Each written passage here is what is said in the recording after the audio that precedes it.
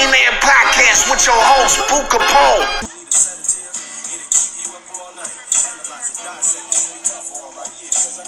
Got the fellas in the house. Weezy in the building, man. Got both teams in the building, man. LML5. We got Rollo in the building, man. Rollo.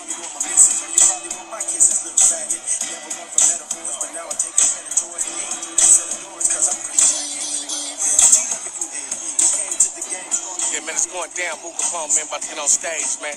LML5. You Studio. Let me start it off, man. This is LML Zoom, man. I got a well-known guest. He's been on the show a bazillion times, man. Still in the music business from New York. Good friend of mine, man. Worked with everybody from Jodeci, everybody in the game. I'm saying this because what we're going to be talking about, it'll make it relevant for him to expound on what he's saying about what we're talking. We got some hot topics today. We finna land on the Fido. I got my guest Fido in the house. Fido. What up? What up? My boy, Kapone, Bugatti. Hey. Boo have. It's always a treat when players meet. Yep, exactly. But it's some trending topics. I want to get into this one first. Okay. Bandana the Ragg. We was waiting on Bandana the Ragg, but okay. He don't know how to do the link. I saw all you gotta do is snap on the link, but we got Fido. Just to give people abreast of your background. You were signed to Def Jam. You work so the fans when they see this, they don't think we just some regular ass niggas. Yeah, I just came out of like you just dialed me up and just said, hey, let me just call my friend. Yeah, we do got some validity to speak, and plus the topic we're speaking on, we actually know the people. We just not speaking on people that we don't know. We actually relationship we know, work with these people, been knowing them for years. Yeah, man, it was been a lot of stuff in the media, man. I like to, let me land. I don't come at it maliciously. Some things that I leave alone. Some things, I break it and people jump on it. And I wanted my podcast to be really fun and we talk shit and bag and let me land talk, pimp talk. All the media shit that be going on. I don't really, that shit be loserism to me. I can't be on everything. But I do want to talk about this topic. A both neutral friend of ours, Sir Jinx. Shout out Jinx. Sir Jinx, man. Jinxie. Jinxie Winxie. Okay, I think we got Bandana the Ragg coming in. But Sir Beetlejuice Jinx. Sir Beetlejuice. Don't he look like Beetlejuice? Yep, exactly. We were just talking about that, weren't we? Bandana, you in? What's up, man? I'm in, homie. We got the homeboy. Let me introduce Bandana, one of the other guests on the LML5 podcast TV. We got my boy fresh out of Compton. Bandana the Ragg, been in the music game a long time, worked with everybody. I'm gonna let him, tell his accolades, but yeah, man, clap it up for my guy, Bandana the Ragg.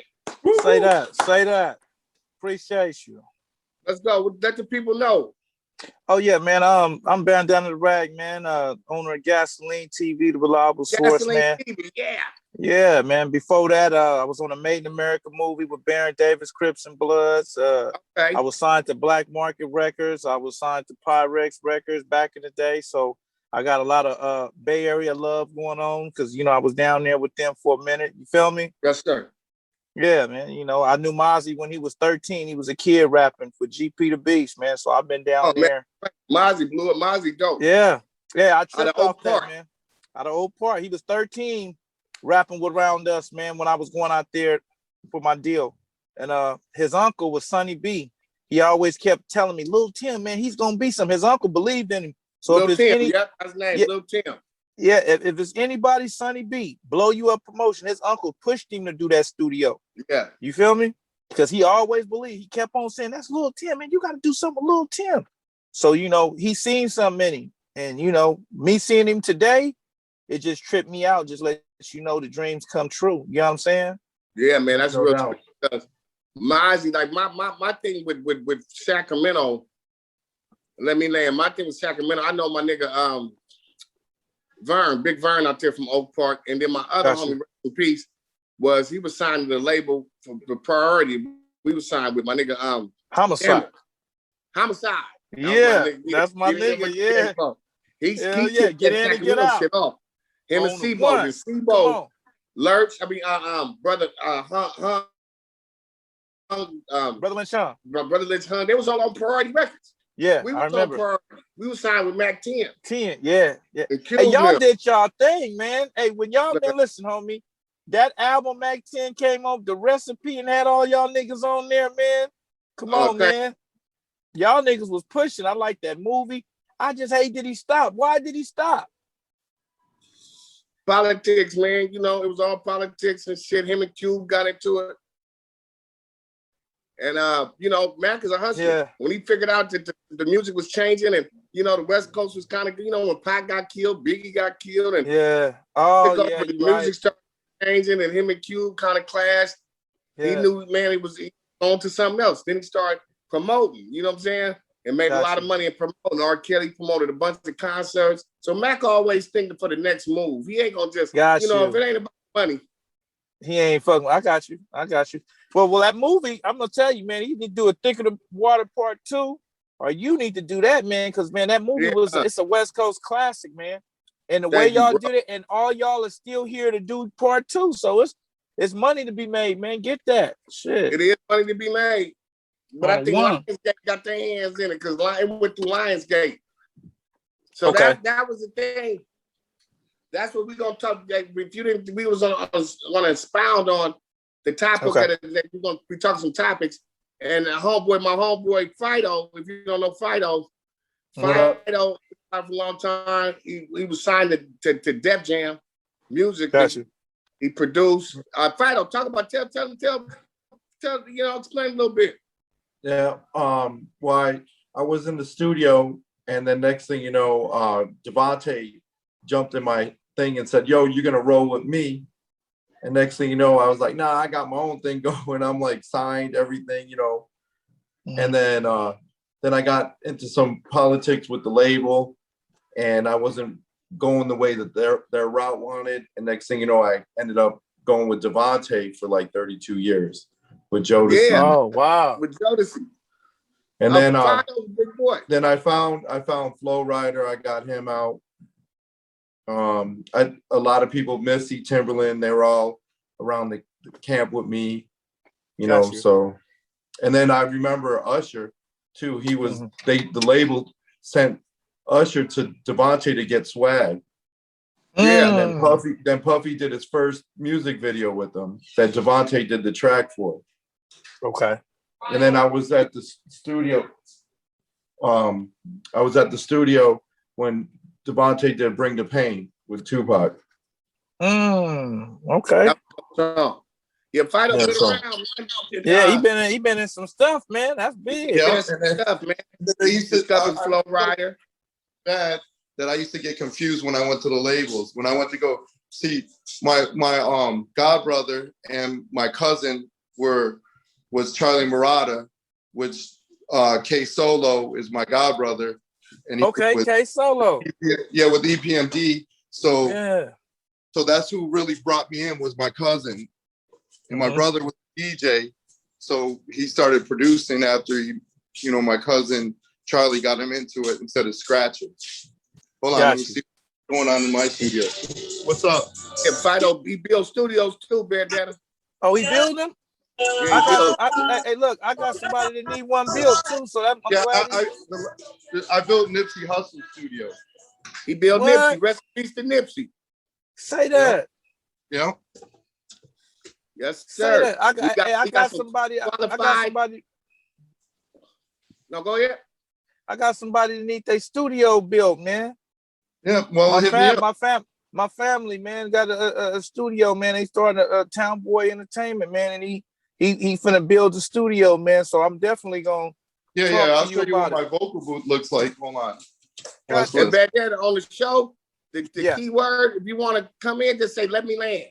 Let me land. I got you. That's that boo Kapone. I got you. Hold on, I'm gonna show you my artist right now in my booth. Yo, Yeah, this is my Fire boy, Bomb. R. Famous. So check it out. Oh my This guy, is what my, up, big dog? Got my you. little booth What's right up here. with you? Nice to meet Salute you. to you. Nice to meet you, homie. Nice to Yeah, meet see, you. this is Fido my in New booth York. right here. It's F-Bomb Yeah. Studios. We gotta Got get you. out to New York. Man, we got to get out there. Yep. Yeah, we got to Right. get Let's down go. there. Look, see, I got the shit all Let's hooked go up. right Even there. in the booth, I got a monitor so they can see what's going on and then put up they can put up their lyrics on their phone or whatever.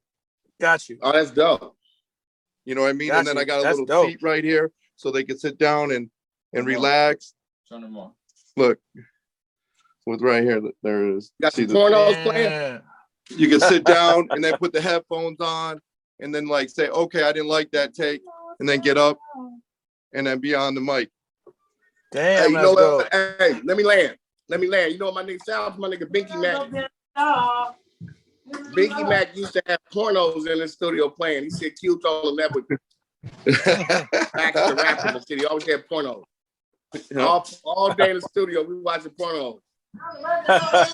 And this is the main control room right here. Let me land. Nice. That Like, shit look man, we're hard. gonna go down and do our album. That album. Yeah, you That's man, we can like- go down there. We can go down there. We can definitely go down there. Yeah, so it's let's go. my home studio. On the one. That's hot. That's hot. So- man. You did. When we talking about the topic of the day, we're gonna touch on this topic, and I'm gonna expound, and I'm gonna throw it to anybody want to speak on it. Friends of ours, you know, I don't been knowing Jinx. I've been knowing Jinx Cube. Fido got a funny story with me and Cube at the Rock the Bell. Yeah. But what's going on now? It's been on TMZ. I wanted to speak on it. I talked to Jinx. I talked to Pocket Black. Jinx is suing Cube. Damn. Yeah, for back royalties, back pay, Oh shit. and he didn't get just on the pay side. So it's been on TMZ. So I feel like I can speak on it. Just get my perspective, you know what I'm saying, on what's going on, because I've been knowing them dudes for years.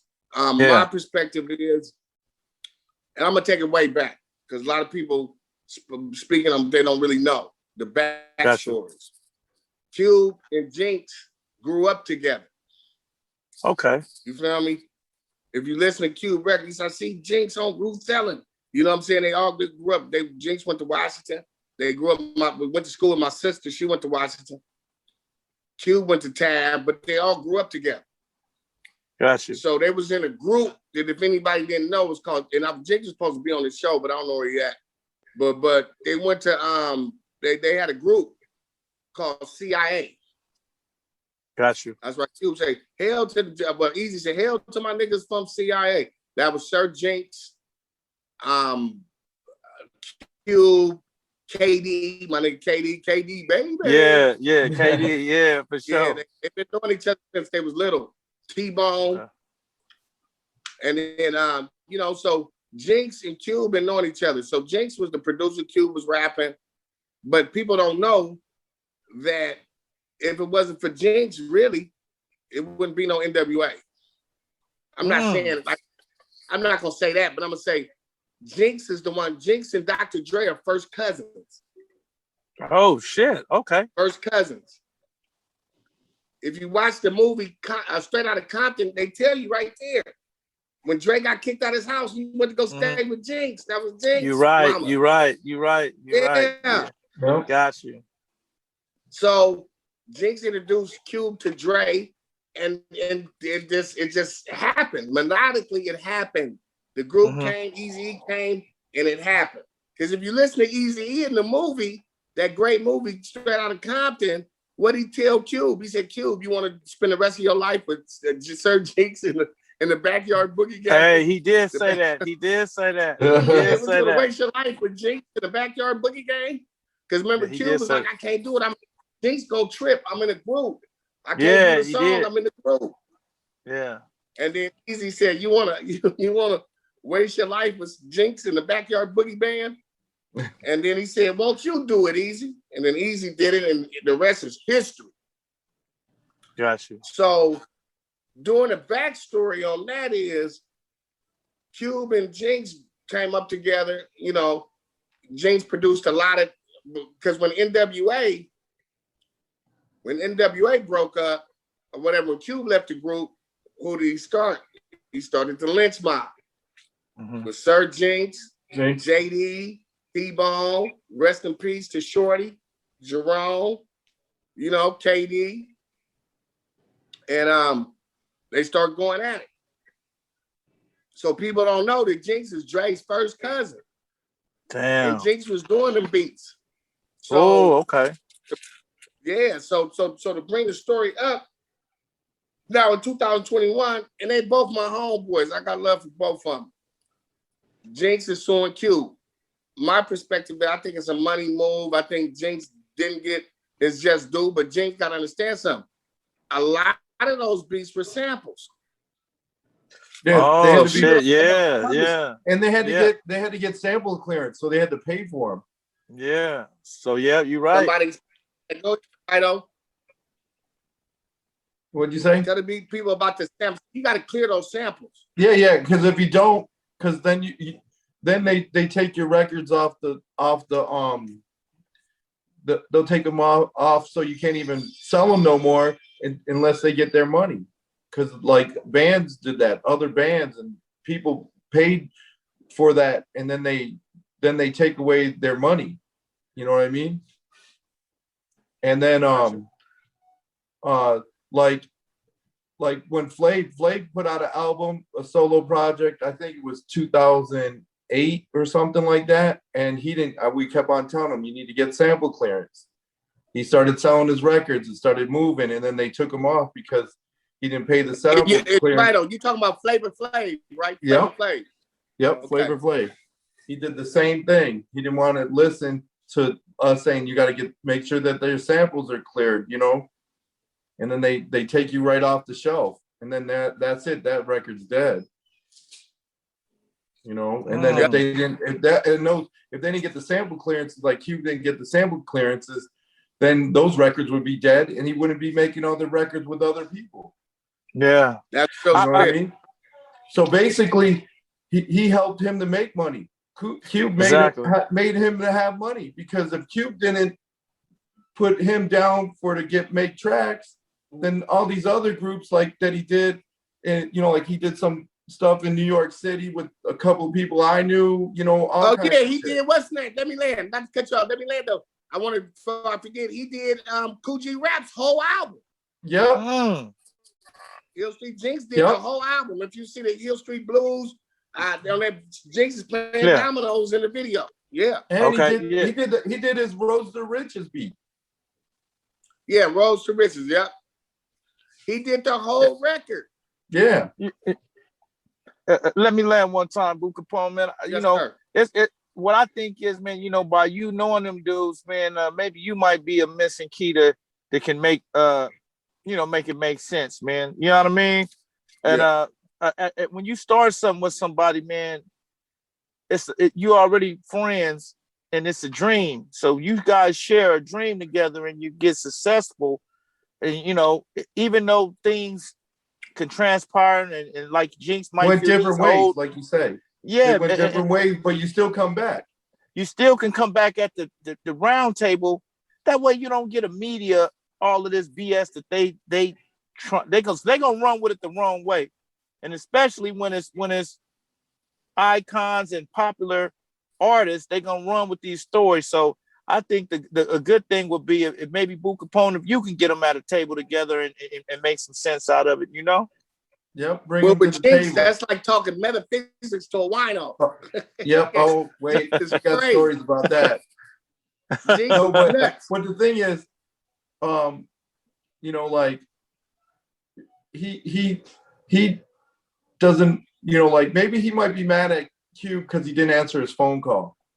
Yeah. You know what I mean? It could be something stupid like that. Mm-hmm. You know what I mean? Yeah, Jinx going for, let me land. Jinx going for the money, but see, with Cube and the Sir Jinx thing, it's like you were saying, Fido, Cube probably had to pay out a lot for them samples. And so Jinx, as producers, like you can ask Binky Mac or Pockets or Rashad or Payback. These are my producer friends. Rick, it comes out of your check. Yeah, it does. Samples. Oh, just to let you know, comes out of your check. Let me land for a second. Let me royalties. Let me land for a second. You know, Payback did a track on Flav's album, and that was the one that the sample clearance didn't get cleared. Damn. And so Flav didn't want to pay the money to get it cleared. So that's why his shit got pulled off the shelf. That's why Payback would know too. Oh, Payback, okay. They called Payback and got him on his show, but he shout out to Payback, man. Clint Sands. Yeah, Payback's a dope ass producer. I'm not 30 years. He did that dope song Platinum with. He played the bass on all Cube shit. He played the bass like a motherfucker. I remember when he was playing, man, when we was on 76 in Crenshaw at Binky Max and Payback coming in and play that bass, man. Before he was doing his first beat he ever did was for Straight G. That was signed with Tough Break Records. It was DJ Quick's little partner, and it was a song with Barry White, Shadow of a G. That was Payback's first introduction in getting beats, you know, that got published. So he would definitely know. I wish I would have got him on this show, man. But he's in Vegas. Shout out to Payback. We'll get him. But like you were saying, though, like you were saying, man,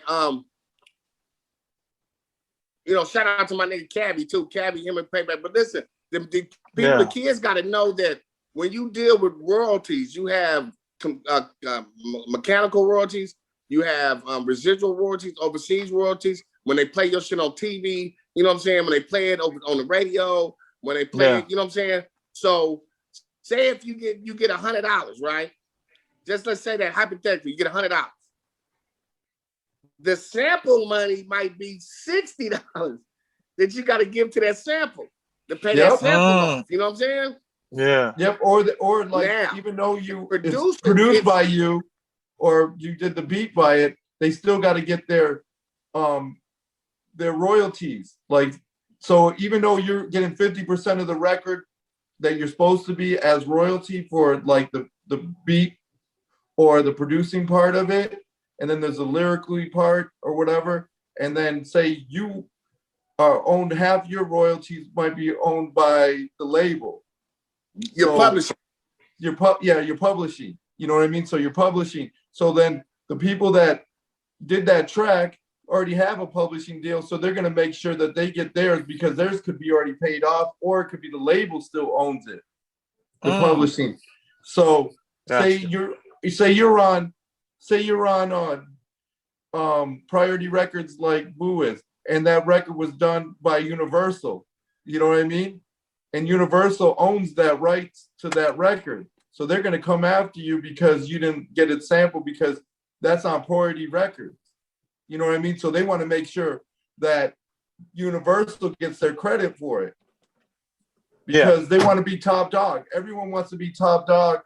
If that record hits Billboard charts #1 and they didn't pay the royalties for it, you know, like James Brown was getting royalties for MC Hammer. Yeah. Oh shit.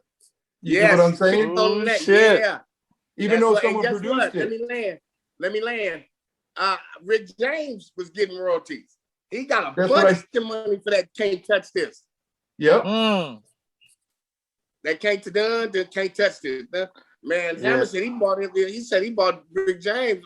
Rick James could have bought 3 houses off the money he got off that Can't Touch This. What? Yep. 3 houses? Yeah. So, 3 houses? Yeah.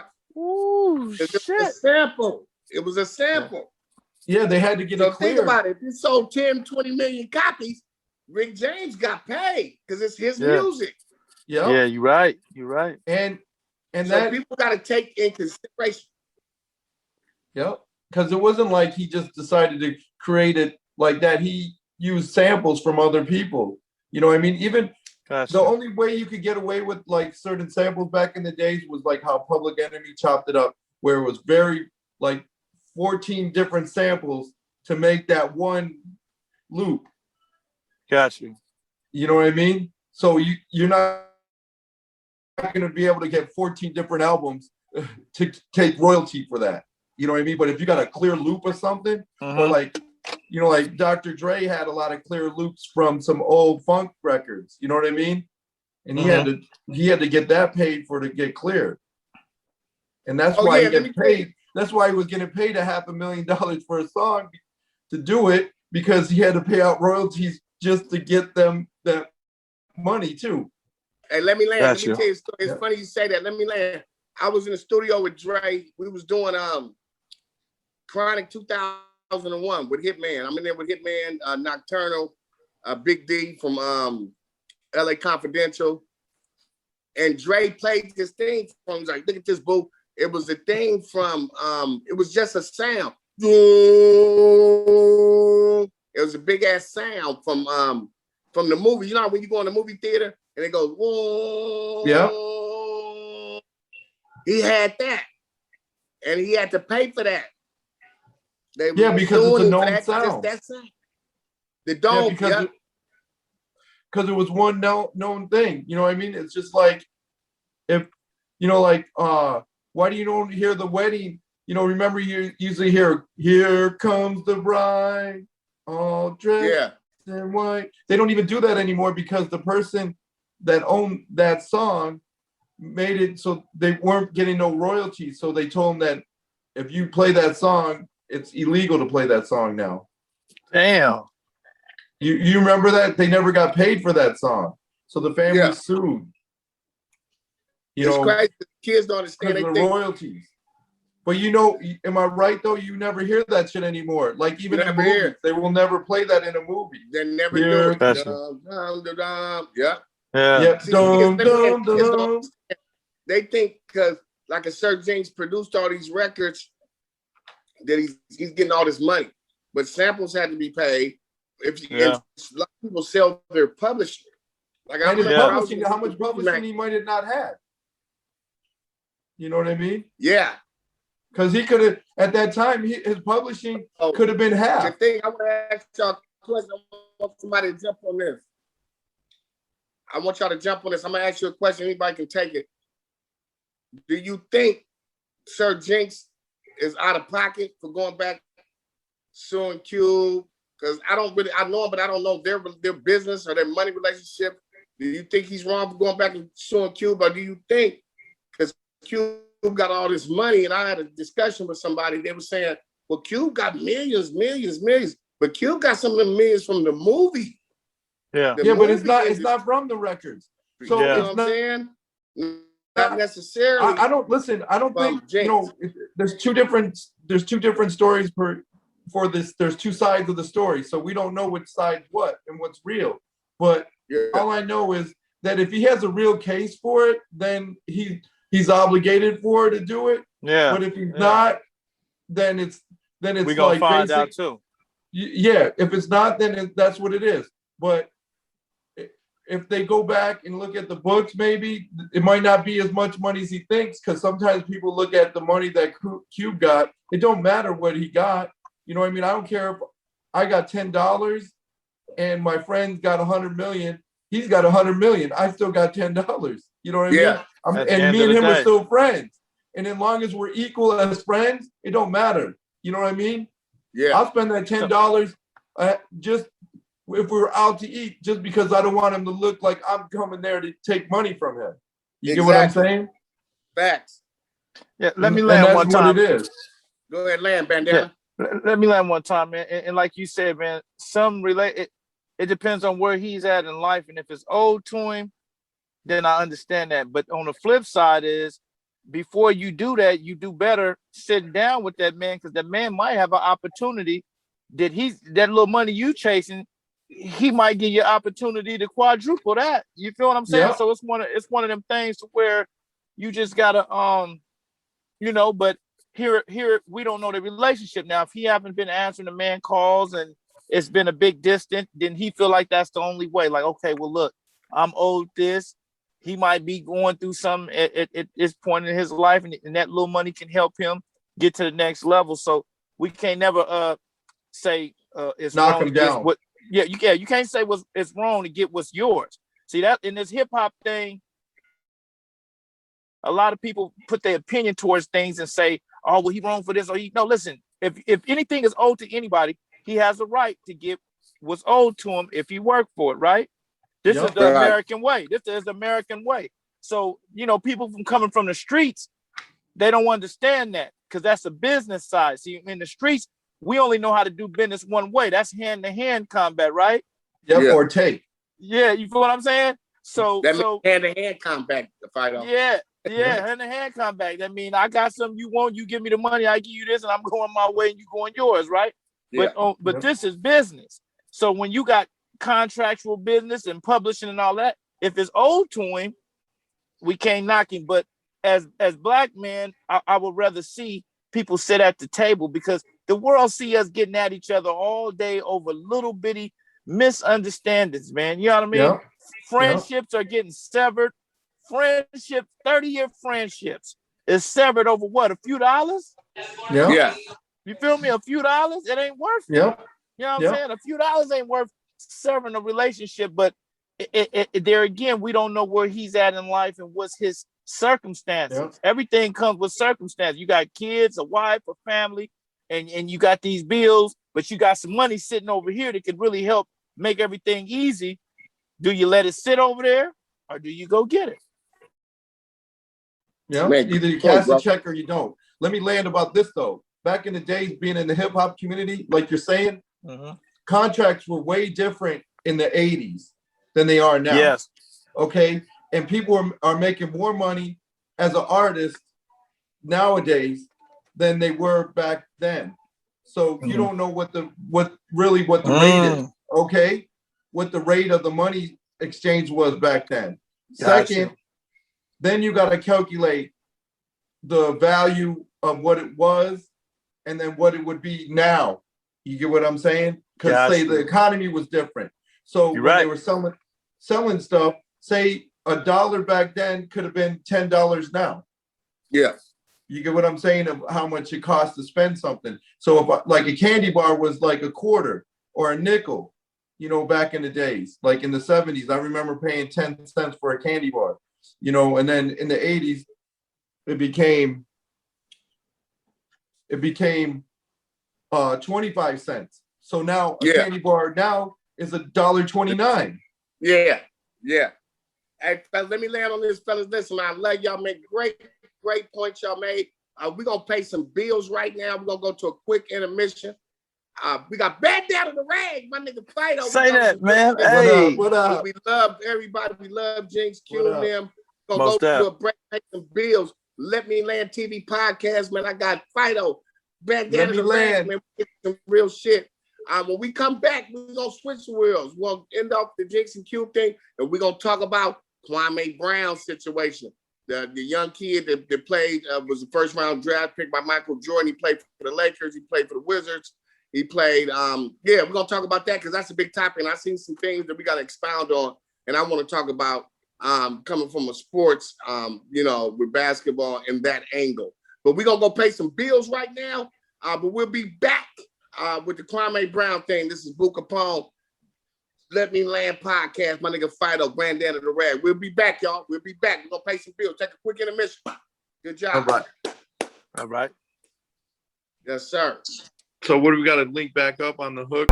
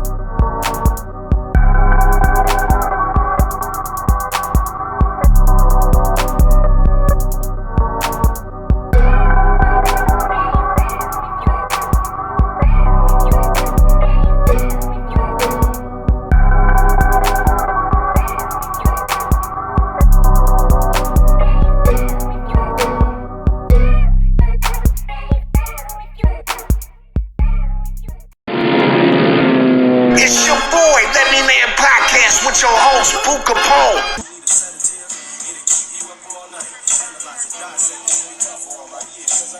Got the fellas in the house.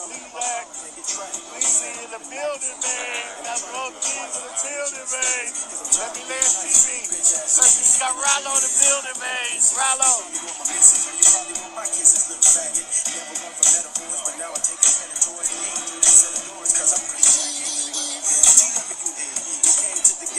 Yeah, man, it's going down. Boo Kapone, man, about to get on stage, man. Letmeland TV. You with you. Down there, man. We're gonna come down there. I know you need to come On the through rip. and spit some shit in my booth. Hell yeah.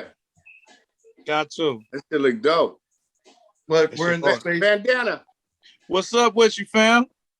Okay, we back on, man. Look, man, Yep. we was ending on the Sir Jinx and Cube thing. I just want to, after I expound, I want everybody to say their last remarks about that topic. Like I said, Jinx is a legend, man. Been knowing him for years. Dope ass producer. And if you see when Cube got his star, Jinx, he talked about Sir Jinx. He said Jinx, man, was on me. Jinx, the Alfred Hitchcock of this shit. Basically, Jinx made me Jinx because Jinx is a hard dude. He's like Dr. Dre. He wants perfection. Gotcha. I did music with Jinx. He was always, well, man, you got to do it this way. You got to do it. Shut the fuck up. I was like, no, shut the fuck up, Jinx. You produce. Him and Pockets always tell a nigga how to rap. Yeah. You niggas is producers. Some of them niggas is seducers, not a producer, seducers. But, we love Jinx. We love Q, man. Anybody got any last remarks about me? I personally hope they can get it together because I read in a thing that Jinx was suing Q for $100,000. That's not. So that's nothing. All I know is I remember at a time where my manager was telling me, you need to go after this person for money and get it from the labels because they would try to like freeze people's like their dates for to release shit. And they had some stuff that we did. And I was like, no, I'm not doing that. You know what I mean? Because the manager always try to go after people because that's where their money's at. So they get a percentage. Yeah. You know what I mean? So you don't know if it's Jinx's manager. You know what I mean? Oh, wow. That's another way to look at it. You right. You get what I'm saying? Because he's Yeah, thinking, okay, if I go after this dude, I can get my percentage. I get paid. Yeah, lawyers too. Yep, lawyers. Everybody get paid. Yep. Hey, let me land one time, Boo Kapone. I haven't met Jinx yet, man. You gotta introduce me to him, man. Oh, of course. Jinx is cool dude. Funny dude. It's about that time. Bronson. Huh? Tell me when we were on Bronson that one day. We go over. That's right. Me and Jinx got into it over soda, man. I was gonna tear Jinx ass up. That's my nigga. Yep. I had a little bitch. I had to calm him down. I said, Boo, come on. I'll go buy him his soda so he can chill out. Yeah, I like, he went crazy. Boo, that was my soda, Boo. That was my soda. What was it? It was a pineapple soda. It was pineapple. Pineapple soda. You know, I drink pineapple, Boo. You know, I drink pineapple. I said, Yep. You got it in Pocket's refrigerator. And this is the hangout spot. You see all these niggas around. Yeah, and Pockets was the last man standing over on Bronson. Oh, Pocket's last man standing. They got his ass out of there. Yeah, Damn. they finally got him out. But shout out Jinx and Pockets. Black Jinx want to go. I talked to him the other day. He want to do some comedy. Always been a funny dude, man. Man, we used to be outside the club bagging and shit on Big Boy and all that, man. So shout out. Hopefully they'll get it together. I want to speak on that. I want to switch wheels. A topic that I don't know if anybody's been following, but it's dear to me because I love basketball, sports. With Kwame Brown. If people don't know who Kwame Brown is, he's a young kid that was drafted out of high school to the NBA by 7 feet. Jordan picked him up, but he never said nothing for like 20-something years. They've been bullying him, calling him a bust, Stephen A. Smith and Skip says everybody been trying to dog him. So Matt Barnes and I'll give you the backstory and I'll get you abreast. Matt Barnes and Stephen A. and Steven Jackson, Stack 5, they got a podcast. It's called All the Smoke. So they had somebody on there. So they happened to bring up Kwame Brown. They tried to clown him, you know what I'm saying? Talked about him, you know, he was weak or whatever. And he got tired of getting bullied. So he came out, nigga, on fire. He got the internet on fire. Yeah. He got his own fucking YouTube now. He going at everybody that went at him. He killing them niggas. He told Matt Barnes, you little light-skinned bitch, I'll beat your little light-skinned ass. Derek Fisher took your wife. He going at them niggas. It's just like a kid that been bullied all his life and then swing back on the bullies. Oh yeah, I heard him. He said some shit, man. He came back swinging for real. And it seemed like you kept poking at him until you got him there. Like, you know what I mean? You kept poking. You know, at the end of the day, everybody gonna be a man. They're gonna respond their own way. You feel me? Man, but now when he responding, they trying to say, oh, he was dangerous and all that. He's sitting in his car. Yeah, he's sitting in his car. He's dangerous. Y'all been bullying this kid for years. And he came back swinging. The kid thing I want to point on is Stephen A. Smith, molehead face ass. His no basketball playing ass. His decrepit piece of dookie with teeth looking ass. That nigga looked like a dick with lips. Fuck Stephen A. Smith. He tried to put it. I seen a thing back in the day with Jalen Rose. And Jalen Rose was trying to tell this nigga, listen, homie, if you've been you can't be a bust if you've been in the NBA over 13, 14 years and still getting a check. How's he that weak? How's he a bust? Now, if you compare him to a Shaq or a Kareem Abdul-Jabbar, okay, but you just can't say he's a bust. You know, right. Stephen A. Smith, you never played in the NBA. They got these clowns that never played basketball, never been on the road, speaking on this kid. And like he said, he was a fucking kid. Y'all was bullying a kid. Now y'all want to start. Now y'all still want to bring his name up? Well, because they're haters. They're haters. When they're haters, haters gotta hate. Most definitely. That's what it seemed like. But I'm gonna tell you this: they got more than what they bargained for now. That dude, he ain't playing no games. He's sitting in that car shooting missiles at their ass, boy. I'm like, damn. They fucked around and poked a bear, nigga. That nigga 7 feet. You think a nigga from South Carolina, Geechee nigga 7 feet is a punk? He just didn't say nothing for years. And guess what? That nigga, Charlamagne the God, them niggas in trouble. They might lose their platforms fucking with this dude. Charlamagne the God, his dumb ass spoke on it. And guess what? When he spoke on it, he was defending Matt Barnes. Yeah. And I've seen Matt, I've never had no problem with Matt, but they poked the bear. And then motherfucking Charlamagne talked about this nigga family. Said, oh, his daddy was a murderer, his brother was a murderer. Yeah, I heard that. Way out, wild shit. Charlamagne, you don't know you raped the bitch? You got to rape the bitch. You supposed to be quiet. You put some pills in the bitch drink, nigga, and you still working. Wait, and still working. Where them black bitches, where the bitches at? Where the feminist group? Why is he? See, if Charlamagne would have never ran his mouth, he could have went on there. But see, motherfuckers get drunk with fame because you got a big pie. You got the Breakfast Club. You bring, especially black people. Soon as we get a little something, we just go crazy. Look at me. Look at me. I'm the shit. I'm the shit. I'm on TV. I got a little money. That don't mean shit. I remember my nigga Coolio said, nigga, you got a big house up in the hills, but no respect in the street, nigga. That nigga fucked up. He might lose his platform because your boy is going at it. Oh, yeah. He let it be known what he knows. Yeah. Yeah, he said he gonna have a girl on the phone, huh? He got the girl that Charlamagne raped, like, because he said, you bullying me and this woman gotta listen to you. And dumbass Charlamagne been laughing about it. You know, really like nonchalant about this shit that happened years ago because he got away with it. So your boy Kwame Brown said, you want to talk about my family?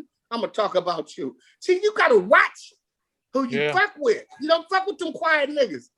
Let me tell you this. That let you push on them, one day they gonna push back. Let me tell you this. It was like when Drake went at Pusha T, he never expected Pusha T to dig that deep and come on that song the way he came on, you know. And you know, and this is the game we in. So it's like you said, you got to watch who you talk about and what you say. Because you can say something to offend somebody, and when they come out the chamber, there you have it. Niggas throwing rocks and hiding their hand. Yeah. And that kid didn't say nothing to nobody. That kid been quiet, he been bullied. Jordan fucked him over. And this is my point on this, because I played basketball, I know basketball. These kids, the NBA, that motherfucking plantation and the NCAA is connected. You know, they didn't want these kids, these young black kids coming out of high school getting millions. Yeah.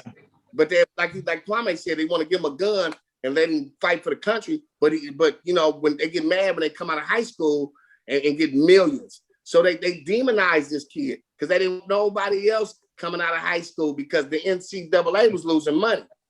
Gotcha.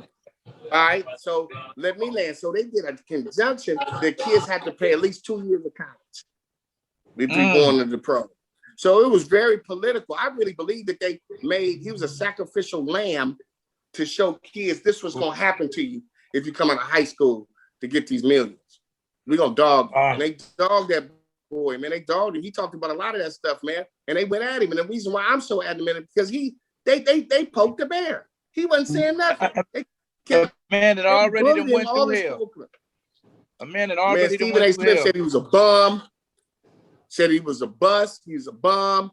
He's this, he's that. That nigga got kids, man. He got family.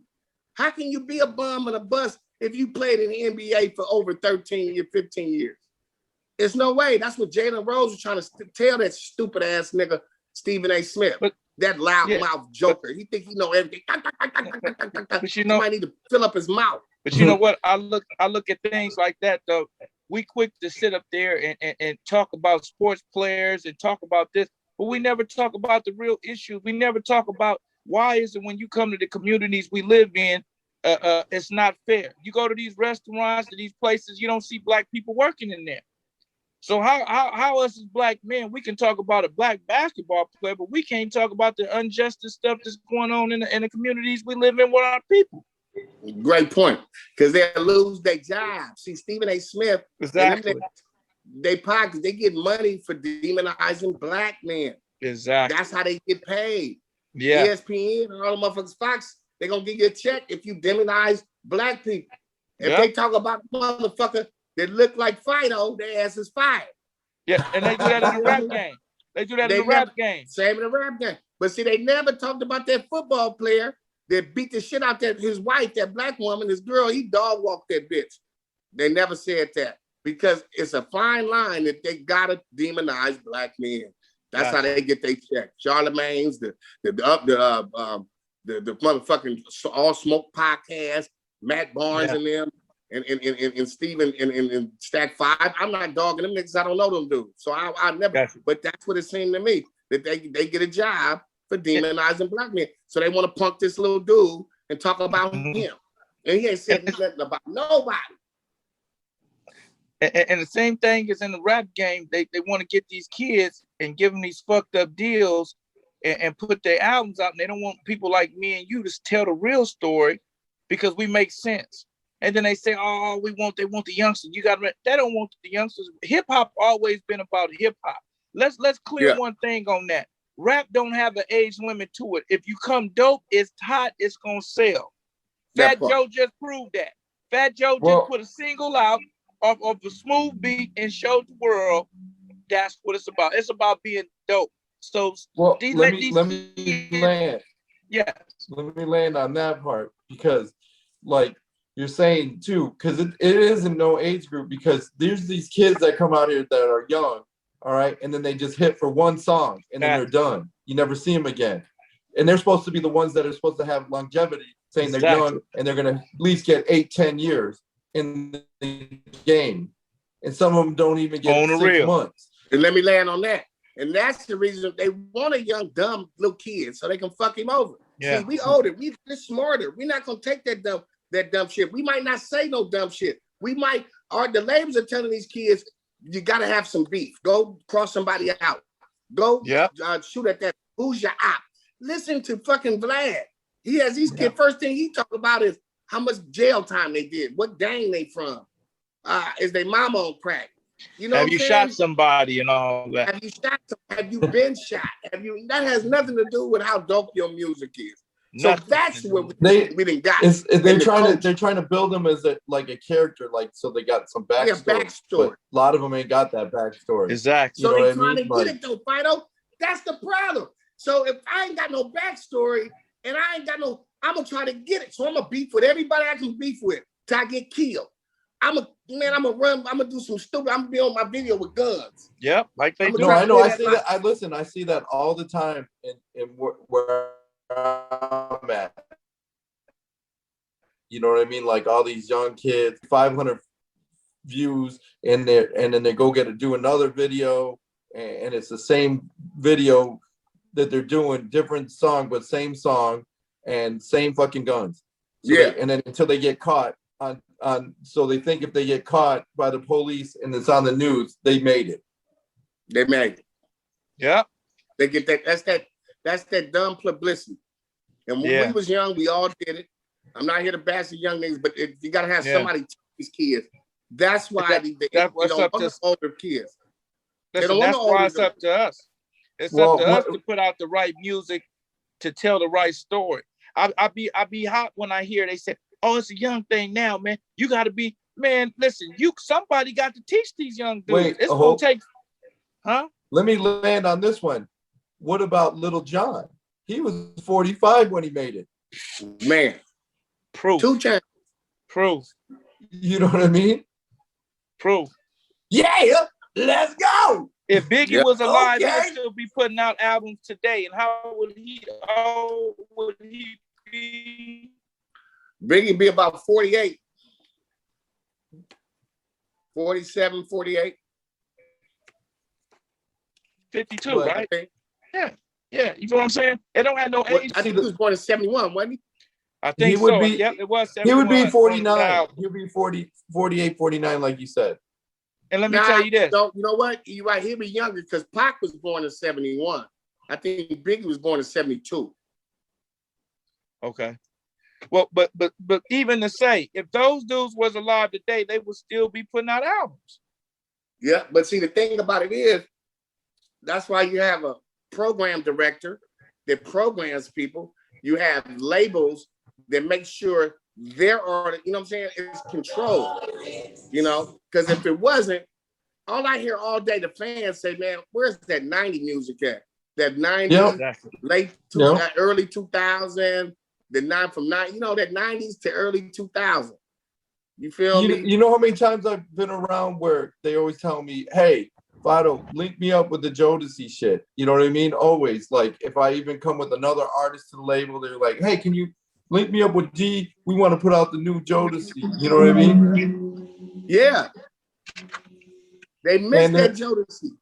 Yep. And well, the other thing is, too, like you're saying, the reason why Tupac and all them had longevity compared to all these kids, because they had where their writing skills at a younger age, they were making songs that related to people. Now these kids don't make songs but about popping bottles and drinking, and they don't have no following that follows them that's the same age group and gets out of that and comes up and then follows them, you know, for reals follows them, you know, like real fans that end up like, oh shit, Tupac's coming out on a new album. Oh, we got to get that. Like back in the days, you go like, oh shit. Let me land on this. That's why they still talking about Tupac to this day. Talking about Biggie to this day. They still, because if these young niggas was some, they'd be talking about them. But it ain't no meat potatoes. But I tell you, this one artist I just got hipped on, man. Look, young nigga, man, out of North Carolina. Quicksand. He got that song Quicksand. Maury or something. That nigga, he's a young nigga kicking that shit, man. Get a bit of quicksand, this thing. Little fat and we got an artist named Junior coming out of Compton, man. Junior and Sean Compton. We got some artists, Kapone. I'm gonna have to slide you through, man, and let you meet them, man, and check this stuff out. Listen, it's a difference between an artist and a rapper. The day you have we were already talking about that. Kapone, me and you are artists, right? Yeah. You feel me? It's a big difference. So artists have to teach the rappers. So it don't have no age limit on the artist, because Nas just came out and shit went straight to the roof. So I'm gonna tell you that it's really basically Come on, let me land on this one. It's basically the way that it's supposed to be. I remember when I was younger, they used to say, you're a rapper. I said, no, I'm an MC. Because MC is supposed to move the crowd and, you know, be a performer, you know, and Master a rapper of is some ceremony. guy that was on the side of the street with a hat and collecting change. You're right. You know, Master of ceremony. yep. And that's what it is. Like microphone controller. Yep, and that's what it is. So you're an artist and you're an MC. Because back in the day, when you were known as an artist, you were MC. You were like not like MC light. You know what I mean? You weren't rapper light. You know what I mean? Yeah. Got you. Like MC Shan. MC Shan. Yeah, MC Shan. MC you know what I Shan. mean? Because that's the way it was back then. You know what I mean? Like that's why they became. That's why artists stayed along, because now these kids just think about just making any noise and thinking, okay, that's hot. And now that record blows up for that minute. They have no song structures, no nothing now. And it's like, and they're always thinking that they're reinventing the format, but the format's been there. You know what I mean? And if you can't get the format right. Let me land on this to make a good point. I just don't want to dog, because there's some young kids out there dope. My son Aaron is dope as fuck. He gonna get it together. Your son Aaron, Lil I like Lil Baby. I like the baby. I like Lil Baby. No, I know. Aaron is hot. Mozzie. What's that other kid? Roddy Ricch spitting some shit. You know what I'm talking about? J. Cole. You know, so it's when did you hear my nephew and my little group I got here? You know, my nephew, your boy, and then my Spanish kid downstairs. They're fucking sick. My Spanish kid downstairs, AR, off the chain. I'm about to take this shit to another level. For spinners. New York was always known for lyrics. They had the lyrics, bro. We got some lyrical niggas on the West Coast, but wasn't getting a lot of shine. But New York was known for lyrics. You know what I'm saying? And it came from the Mecca of New York, so you got to respect where it came from. Gotcha. You know what I'm talking about? So when that East Coast, West Coast, the funniest thing is, I was laughing at it. Hey, the funniest thing is, I grew up in the 80s, late 70s, 80s, in Northern California. So like where I was raised, I'm a New Yorker, but I used to go back every summer. You know what I mean? And that's how I ended up. Like back then, we used to do house parties up in Northern California. And then my brother was a DJ, you know, started like at 10 years old. We used to be drinking, you know what I mean? Yeah. And stuff like that. And well, we were building our characters as younger back in Northern California, because I remember like hanging out and like we would do crazy shit because that's the way life was up in Northern California, you know, like there was gang banging back then, you know, and it's like back then I thought I was in that crazy head, like I ain't gonna live to 18, so I might as well live it up right now. Yeah. And I damn made it to 50. I'm like, what the fuck? I thought I was, you know what I mean? I went against my own odds. Went against your own odds, but I know, nigga, remember we was back to back, dude. When exactly. We was at the motherfucking Saddle Ranch. Yep, exactly. And them niggas came. We were doing basically we were East and West Coast together. Yeah, East and West Coast. I got the east side of the building. You got the west side of the building. Yeah, that shit was crazy. Friday, that shit was all on the news. Like, we got back to back and got up out that motherfucker. With no scratches. I'm swinging this way. So yeah, man, a thing like you said, Fido, and like I want to touch on like Bandana said, man, we need to teach these youngsters, man, but some of them won't listen. So the thing about it is they're gonna have to. They don't know it's a trap. That's why they call it trap music. Well, do you want to know the other reason why these kids aren't really as successful or anything? Is because they're all before. Remember when you were around, you had a crew. You know what I mean? And then when I was around, we had a crew and we had someone that made the beats, like my brother. And then me and my boy, we rhyme. You know what I mean? Or we'd be up on the MC in his party while he's DJing. You know what I mean? So we had structure as a team. Nowadays, these kids, want to be all solo artists. They don't want to be in no group thing. They all think You're right. me. That's right. Me. You don't even have no groups. You're right. Me. Talk about that bandana because it's crazy. I'm on bandana expander because we were talking That's about. why I got my little group. I'm about to put out this little group. They're gonna be dope. I got a Spanish kid, my nephew, and a mulatto kid. You know what I mean? So it's gonna be hot. Because that's crazy, man. You think about it, it ain't really no groups. No groups. And that's what I'm trying to tell you. And I've been telling these kids for a while, and they all don't know how to get along with each other. Even on the streets, we had gangs. We had gangs like where I was at. I had Norteños live down the street. I had Crips down the street. I had Blood. It's like when you were walking, you had to like make sure am I in the right neighborhood? What color am I wearing? You know, shit like that. You know, and these kids nowadays, they don't have that. They're all over the place. They're like they got their little. They on the internet. They on the internet. They on the internet. Yeah, that too. They on They're the internet, and Xbox and PlayStation. Listen, and you they become Uber Xbox, Eats. PlayStation gangsters. Listen, you can go to Uber Eats and they'll Uber your food to you. We used to have to walk to the goddamn hamburger stand, homie. You had to walk. Hell yeah, I remember. Listen, I remember walking. Yeah, being from Compton. Yeah, and back in the day, because I did some MCA, DJ Cool, all them niggas. Back then, niggas would speak about where they was from subliminally. Just because now niggas just got their gangs all up, man. Gangs didn't go for that shit. You can bring cameras in our hood. You couldn't put the gang on blast. You was uncomfortable. You wouldn't even speak on the camera because you know what was gonna happen to you.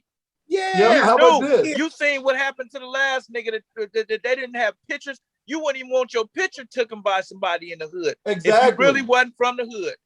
You know, exactly.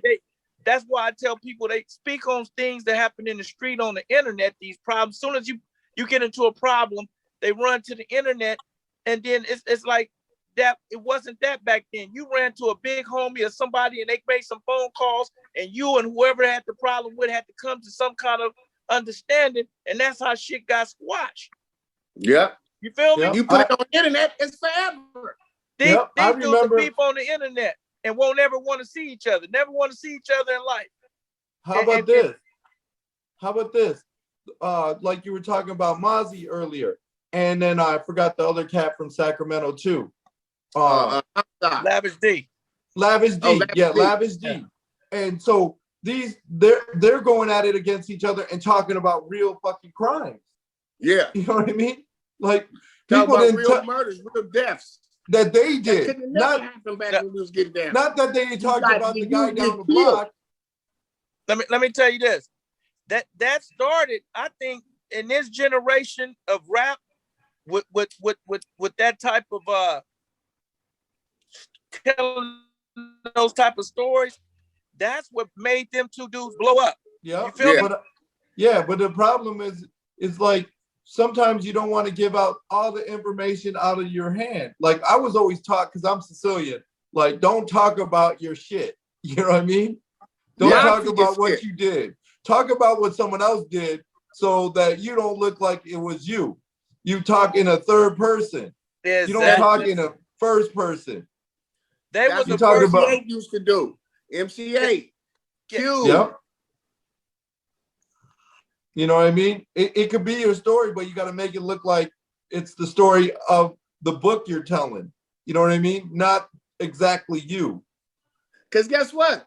They got something called the RICO Acts on these niggas. Yep, exactly.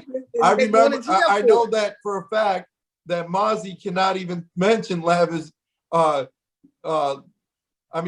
Lavish D can't even mention Mozzie on a fucking record, or you go straight to fucking jail.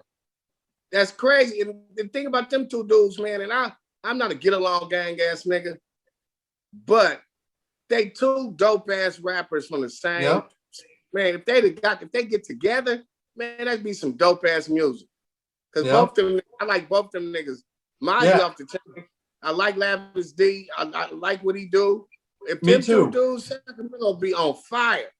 Sibo, all them niggas. Sibo's hot too. Sibo's my boy G's cousin. Cause I lived in Sacramento for a minute too. Cause I got in trouble because I lived in the Bay Area. So my dad shipped me out to the Sacramento area. And then I was like, so I know a lot of people because I did. Getting kicked out of school. Album. Sibo, my nigga. AP9, shout out to the whole West Coast Mafia. I did a Sibo album, Life is a Rider. Me, Young Me. Shout out to my nigga Speedy. I think Speedy back locked up. King Speed. Jamal, my nigga Lil Daddy, he locked up for 20. Shout out to Lil Daddy. We did Who Banging. It's called Who Banging on Sibo's album. And I had never met Sibo, was a fan, and I was a fan, and AP9 hooked it up. Mike Mosley did the beat, you know what I'm saying? So these dudes are good dudes, man. It's just I want to give out a shout out to my boy G-Ball. My boy DJ G. That's Sibo's cousin. That's my boy. Love you. Yeah. Me and Sibo got in. It was a good record. It's on his Life is a Rider record. We're Bandana. Did we lose him? Bandana. Y'all want to go? You want to go another 30? We got about 5 more minutes. You want to go another 30? Whatever you want to do. Okay, we're gonna see if we can get Bandana back. We got about 3 more minutes. We're gonna take another break. Before we go to break, I want to we're gonna come back. We're gonna pay some bills. My nigga Fido, Bandana, what up? Spend some real spit on Let Me Land, man. You dig? There's some real spit, and I hope the kids that see this can actually grab something from what we're saying, and man, and implement it in their lives, man. Because I don't want none of these kids to go down the drain. There's too many of them going down the drain, man. They need some good ass producers. Going to prison for murders, going to prison because they was speculated murders. What's my nigga out of Atlanta? The little young nigga, man. He was fucking with a Lil Wayne daughter. I like that nigga. What's his name? He just got indicted. Yeah. All I know is we got to pay these bills. So tell them how we do it, boo, with Let Me Land. Yeah, Let Me Land. We're gonna pay some bills. We're gonna be back. We're gonna get Bandana the Ragg back in. Yeah, we'll be back in about 10 minutes. We got to pay these bills. We're gonna chop it up the last quarter. Most def. Let Me Land. Hey. My nigga Bandana, man. I love y'all, brothers. Listen, man, we're gonna come back, do another 30. We're gonna chop up. I want everybody to say what they got going. You know what I'm saying? This the free fly. Second last part of Let Me Land. I appreciate y'all brothers come on in the Zoom, man. Most my nigga Gasoline TV Firebomb. Nothing but love, Kapone. You already know. Gasoline TV and F-Bomb. Come on, man. You know you fam, homie. We family, Boo Kapone. You know I fuck with you the long way. And nothing but love come for on, you, man. You know that, man. We're gonna talk about it, man. We're gonna pay some bills. We're gonna get back. We're gonna come home. We're gonna take a little quick break, man. For sure. Love y'all, brothers. We'll be back. All right. All right.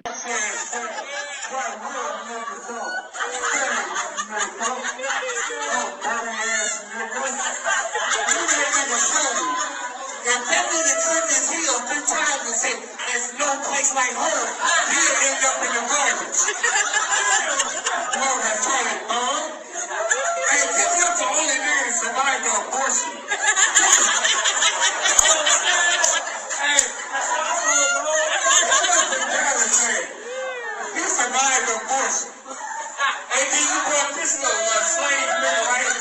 So all the time ass nigga right here. That nigga look like a broke sugar free. I'm saying, so the sugar free ass over here with him. This nigga gonna try to explain. You know, now that she does that, I'm like, you know, spicy. Yeah, I know it. Yeah, I know it. That nigga ain't be shut your goofy ass up. We gonna call pee on his ball. Shut little dick ass out of here. Motherfucker. That's how the nigga had a pool, son, with 2 niggas on 1 horse. When the back ass shit said, giddy up, still going retarded right like that. All you gotta get some light. You retarded, nigga. You still retarded ass nigga. Nigga, your breath stinks so bad, every time I talk to you, it makes my breath stink. That nigga got money all day long. talked to him over at the door. I was like, what's up, man? He said, I lost my virginity when my uncle was babysitting. That's the only reason I can shit and turn around and look at it. I think I went to jail for sex playing a pack of donuts. That nigga mama so strong she can swim in mud. Who's your ass out of here? That nigga go to jail for the shower. Sit down, down. Sit your bitch ass down. Really sit your ass down. Back in, man. Let me land. Podcast. Yo, I got my brother on. You got Rome on? Yo, what's up? Boom. Oh, what's snap. up? Ah, How's Hey. everything? that nigga Rome, Bandana the Red is young Rome. What's happening? What's happening? Grammy chill. nominated producer. Grammy Okay. nominated Rome. How's everything with you Grammy guys? nominated. In the studio. He hit me up. He's like, jump on Zoom right now. I'm like, all right. So That's I right. gotta have Yeah. Rome, my guy, man. That's right. It's crazy. Hey, Bandana, I just got off the phone with KD Oh, okay, say that. from the Lynch Mob. He was gonna join in, but he's doing a little birthday party or something. But he definitely want to get in. We gonna get him in Tuesday or something, yay. But he was like, yeah, he was laughing and shit. We was talking about the Jinx thing. Rome, no Jinx. yep. I talked to Jinx about a week ago, I think. Yeah. Did you, Oh, did you okay. hear about him suing IceCube? Hey, so Nah, you were the not one at that all. told I him to didn't do hear that. So you were the one that told him to do that, huh, Ro? Rome told him. No, I didn't tell nobody anything. I was just in Bro, the studio you just know, working, Jinx just turning knobs. I'm just here just working, you know. So, That's what's I up, got bro. Speaking of Cube and Jinx, I want Fido to tell the funny story. Was that your nephew, Rome? Was Yeah, that that was my brother's nephew too. Yeah. yeah. All right, so we were at Rock the Bells. I was with Boo, and my nephew was like, "I want to meet IceCube. I want to meet IceCube." So Boo says, "Hold on, I'm gonna get Cube right now." So it was like 3 minutes before he gets on his stage. Boo pushes out the way his bodyguards, everything, opens up his door, and all I heard was Cube yelling, "Boo, you crazy for this?" He says, "All right, I'm gonna come out, and I'm gonna come out, and I'm gonna see your boy real quick." He said, "Yeah, this is my little nephew, Dino." And my nephew was so happy that day just to meet IceCube. It was so funny though. And then don't forget, Exhibit was yelling at you, and you were like clowning him back. It was just so funny. I forgot about that. I was just remembering that day. Dub looked at me like, what is he about to go on? I was like, I don't know. Exhibit's coming out of his little trailer in the same area, and all he hears is Boo, and he's like telling Boo, keep it quiet. I'm trying to think here. He said, and Boo just started drilling on him, and then he closed his door, and he said, "You stupid." Yeah. It was crazy, man. It was fun. And Cube, the thing about it is, like, shout out to Kibo. That's my homie. Kibo, Hercules, rest in peace to Herc. But like, you know, I don't know, man. When it's family, man, it's family, bro. Like, I was like, come on, Cube was cool. When they rocked that motherfucker, the Bills was crazy. We had ended up getting, was that the time? Was that a different show? Was that the time we got? No, that was the first show. Remember, it was the first show? And then Yeah. the second show, we went to the Bay Area, remember? And that's when we got DMX and K Solo to talk or something. Yep, Yeah. exactly. Like they beat, yeah. That's big. That was big, bro. And you know, Yeah, that was Bugatti, because Bugatti was like, "Yo, you need to talk to X." You know what I mean? Yeah. And you were trying to push it more than me. I was like, "Yo," I was trying to give him the cut the throat sign, and Boo don't care. Boo don't see that shit. No, that's good. That's great. We got Rome on Let Me Land the first time we got Bandana the Ragg. Rome, let the What's fans happening? know. They're gonna be seeing this, man. Just let them know a little bit about your background, bro. You know, I know, but just let the fans know the things you've done, and so you know, not you know, we ain't bragging enough, but let them know, bro, so they know they're not fucking with no peons. No doubt. Say No that. doubt. Well, man, I don't know. Where do we start? So started off as a DJ, was a battle DJ back in the days, linked up with K Solo and Charlie Murata, DJ Scratch, so that whole EPMD camp. So before that, and I'm giving you all the cliff notes. And after that, ended up meeting Devontae and Jodeci and Timberland, hanging with Timberland before he did his thing. he was doing his thing before then, but yeah, with Tim and the whole Genuine, Missy. the player, you know, yeah. Don't forget they walked into our studio session, bro. Don't forget about that. He said he liked us, and then I told him, "Yo, who the fuck are you?" And then they had the #1 hit out. Yeah. So yeah, just music producer, you know, mixing, master, and engineer. I ended up, you know, getting nominated for a Grammy for Best R&B Album on Maya's Smooth Jones.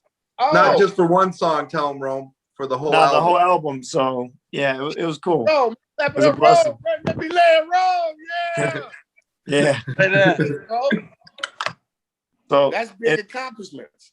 oh yeah, and from there I ended up landing on API's website because of it. They wrote an article on me, and I got an API console here representing.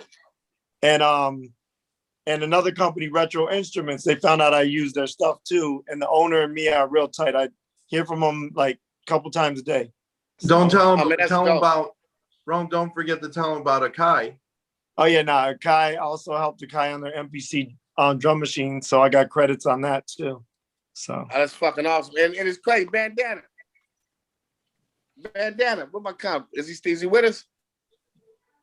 He got to get back there. Did you get lost? Bandana. I was just gonna say. No, he's here. He's here. Is he?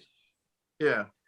And I was gonna say, like Rome and Fido, man, they down to earth dudes, man. They not, you know, that's why they really down to earth, man. Real cool cats, man. Like you know, that's what it's all about, man. You know, when you get these blessings, stay down to earth, not only with people but with yourself. Yes. You feel me? Yep. Stay down to earth with yourself. You feel me? So I appreciate you, bro. And I'm glad you came on. I told Facey, I'm gonna get Ron to bring Ron on the show. You know, our podcast is growing. Shout out to my nigga Donyea. Shout out to Rodney44. He helps a lot. Yeah, Liza Michelle. It's Jay Stubbs. So the podcast is growing, bro. It's getting bigger and bigger. Yeah. You feel me? They love that. They love the concept. Let me land. Fido been a big instrument. He always comes on and man kick that knowledge. And so we got Bandana the Ragg coming. So we just gonna be growing, bro. We might need help on you know, help my tech guy out if y'all can have any ideas to make it better. We always take great ideas, you know, technical wise. You feel me?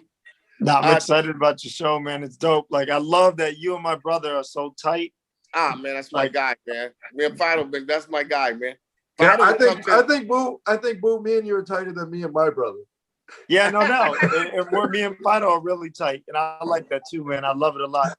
So I feel like I got another brother, and I do. Man, you got another brother, man, from another mother. But listen, Fido used to come to my comedy show and heckle me, like he would be like, he's the worst, and yeah. Oh man, we would go at, but they'd be laughing. Fido would say some shit. They'd be dying at the comedy store. They'd be dying, man. And they talk about the comedy store. I'm gonna expound on you know, we lost Paul Mooney. Oh yeah. I found out like hours after that. And it was sad. Yeah, and I said this on another show, but I'm gonna speak on his story because I got love for Paul Mooney and his son that got murdered. Oh man, Simeon, his youngest son at 18, from a cat I knew. I used to tell Simeon he tried to run with the Bloods, the 20s, whatever, and I used to tell him, man, don't run, man. Man, stay out of this. You know what I'm saying? Yeah. Because it was my little partner. He was the youngest, man. Shane, we got Simeon and Shane and the twins. And then he got caught up. And the thing about it is, it was one of his best friends that did it. Oh, man. And, they was going to Hollywood High School, man. And Paul was just so fucking diplomatic about it. It was crazy. He tried to give me some money because we found out, because I came from an after hours, right? I was on Bronson, my house. And about was it Doobies? Was it Uncle Doobies after hours? Yeah, I was coming from Uncle Doobies. Yeah. Shout out to Uncle Doobie. Rest in peace, Uncle Doobie. One of the biggest pimps did it. Our man Doobie. And I got a knock on the door. It was his brother Shane Mooney and Malik Levy. Malik used to be A&R with Elo at Capitol Records. They brought out Channel Live. Okay, And, I remember when they were on it. Yep. Yeah. Channel Live and your boy from Ultramagnetic MCs, they assigned him. What's my guy name? He was a good friend too. Kool Keith. Okay. So, yeah. So Shane was knocking at my door, bro. And I opened the door. I'm like, man, who the fuck is this? and they crying. And it was like, Simeon got killed last night, boo. You know who did it? I'm like, what? And it was like, yeah, Dre Dog. I'm like, who? This young nigga Andre. Apparently, his gang was punking him, and you know how the gang do. And he got tired of it. He started shooting motherfuckers. And they didn't know he was on the run. So he was Simeon's good friends. They dropped their clothes off at Paul Mooney's house. This is what Paul Mooney telling me. So I got it from him. He said they dropped their clothes at this house. They were supposed to spend the weekend. But apparently they got into it over a dice game or something. And then Dre Dog shot him in the back of the head twice, killed him. So I'm like, what? I'm calling the hood, like I'm calling the homies, like, where this nigga went? It was like, well, you don't know that nigga been on the run, man. That nigga been shooting motherfuckers. I'm like, what? And so they track him down. Mind you, these kids both are 18 at the time. Damn. Just turned 18. They tracked the guy that killed Paul Mooney's son, Simeon. They track him down in Vegas. They kick in the door. The feds. This nigga run in the bathroom and blow his head off, kill himself. Oh, damn. Yeah, crazy, right? I'm doing a show with Paul Mooney on Dominique DePrima, 99.2.3 The Beat. Paul got on all black. He like, boo, you trying to give me money? Like, I appreciate it, but you know, I'm like, man, I can't accept it. That was my little homie. And what fucked me up, he said that he still got their clothes at his house. Damn. And he was sad about both of them. He had humility for the guy that killed his son. He was like, it was two kids. And that just showed me something. So I just want to say, rest in peace to Paul Mooney. Rest in peace. You know what I'm talking about? Yeah, that's a cold situation. I don't think I could be that, my son. I don't know if I could think like that. So it takes a bigger, humility, you know what I'm saying? Yeah. We was also talking about, I want to get Ron, let him land on the Jinx thing and Q. Okay, I don't even know what's going on about that. But before you say that, I remember when I was at Sound City Recording Studios and I told you that I was taking a picture. I had my fingers up pointing at the sign, and I know nothing about gangbangers. So I had two fingers up hanging, and some guys pulled up and tried to check me on something. Exactly. Yeah. So I know nothing about gangsters. I was pointing at the Sound City sign, like I'm here. And yeah. It's crazy. So I remember that, Rome, because I think I was. And I told Boo about it, and then Boo, you were explaining. I think I was the one that took the picture. I think I was the one taking a picture of you in front of Sound City. Oh man, it's crazy. Yeah, but anyways, crazy, okay, man. Back to the Cuban Jinx thing. What's going on with that? I haven't heard that. Well, I was just with Jinx a week ago. But Pockets hit me and was like, "You ain't seen TMZ and everything?" He was on TMZ. He said Cube owed him some back money. I think the number he was suing Cube for was like $100,000. Oh, okay. We all know Jinx. I just want to, as a producer, and you've been in the game, and just to shed light, I'm gonna let you land. And for the kids that don't know about the sampling, your publishing, and samples costs, and how that money can be spent up, and years later, you might be owed some. Okay, as far as like with Jinx with the sampling and stuff, I mean, first of all, he's a wizard at that. He's a wizard. Sure. He's a legend. He's a wizard, a legend. Like he's Sir Links. That guy's linked with everybody. I feel like now that I know Jinx, I'm complete in the West Coast over there because he knows everything. And Cube said that he was the Alfred Hitchcock. Yeah, that came out of Cube mouth. What's crazy is I would always hear Jinx, the IceCube music, and I love his stuff, and I didn't know it was Jinx until years later. When I heard it was Sir Jinx, I was like, yo, he's dope. So I definitely looked up to him and the Bomb Squad. The Bomb Squad! And I ended up, being friends with Hank Shockley and Key Shockley and all of them. Man, talk about the Bomb Squad, Ron. They don't, man. The Bomb Squad was the ones that they started it all. They were crazy on the SP1200. They were layering all kinds of crazy samples and everything. And you knew them Jinx guys. had that style too. Huh? And you knew them guys. Yeah, what happened is I was a fan of theirs, and it, drive me to be who I am, him and Jinx, and them and Jinx. So I ended up doing a record my first R&B record ever gets signed to MCA Universal. So Renee Anderson. So the staff from there got either fired or left. So Hank Shock Lee came in and took over the project. So here I got the new head of the, MCA being, Hank Shock Lee, and I was a fan of his, from, making beats. Anyways, working with him, end up meeting him and meeting Keith Shock Lee, and then later on meeting Jinx. Keith. Yep, and Keith, I love Keith too, man. Great people, all great people. Then I feel like when I met Jinx, that just like wrapped everything in. And obviously, and let me land, Ron. Let me tell the fans when it come on. The fans, if you don't know who Hank and Keith Shockley, they're brothers. They produced all Public Enemy. They the ones that did Cube first album. Yes. Yeah. America's Most Wanted. Hey, Bandana back. What's happening? What's happening? Hey, this is my guy, Bandana the Ragg out of Compton, man. Rome. Most deaf. Fido brother just came on. Yeah, super producer, like I said, Grammy nominated. He was talking about Keith and Hank Shockley, the Bomb Squad. Gotcha. They're the one that produced all Public Enemy. They did Cube first album. Ooh, okay. Yes. Okay. Yeah. So what's crazy about this whole thing?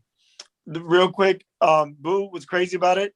I was fans of the Bomb Squad, fans of Jinx. I ended up being friends with all of them. And not only that, because the Bomb Squad and Public Enemy, Flavor Flav ends up being my first child's godfather. So all this, like, for everybody out there that, listens to music or produces and, is striving to make it, anything's touchable. Like, you could be fans of somebody and next minute be best friends with them. Or family members. So everybody that I like, I ended up becoming close friends with. Gotcha. Even me, bro. It's crazy. Let me land. Because Cube shared a story about Jinx, how Flavor Flav, because I know y'all good friends, because me and Fido went to Flavor Flav Public Enemy at the House of Blues. And it was crazy. We walked right in with it was just crazy. We was backstage. I mean, it was crazy. We ended up getting on stage. Yep. Hey, remember Houdini was there? Houdini, everybody. Yep. I seen Black there, everybody was there. LL Cool J. But the thing about it is Cube said told me a story. He said a story about Jinx and how Flavor Flav actually got on America's Most Wanted. Remember Flavor Flav was on Cube's first album. He was talking shit. Hey, Cube, that bitch suck my dick. Cube said Flavor Flav, the thing about it was Flavor Flav had to go to Miami or something. He had to hit the airport. So he wasn't gonna be able to get on it, right? He said, but the taxi cab driver, whoever it was, an African dude, he said Jinx got into it with the dude, the African dude, who was roast African dude. Him and Jinx got into a fight. So that made Flavor Flav miss his flight because Jinx and the African dude got into a fight in New York. So it worked out for the record. New York. Yeah. Hey, you want to know the other funniest thing is? Flavor Flav was in Eric B. and Rakim's video before he was even out. No joke. Yep. I'm a hip hop historian. Yes. Nobody beat me in hip hop history. Yes. Let's go. Anybody want to go? Let's go. What was Funky? What was it? Funky. Who was that? Who was that white guy? That actor that was in Zebrahead. That's my guy. I was supposed to be in Zebraheads. I got casted for that movie, bro. The producer, remember he was there. And Michael Rappaport. Michael Rappaport. Yeah, Michael Rappaport. Yeah, remember you told me you were friends with him and he acted like he didn't even know you and we were there. He was acting like a dick. Yeah, exactly like a dick. We auditioned. We wasn't friends, but we had auditioned. I think he was mad because we got backstage and he was out there in the front. He couldn't get back. Yep. Remember Method Man came? Method Man, all of them.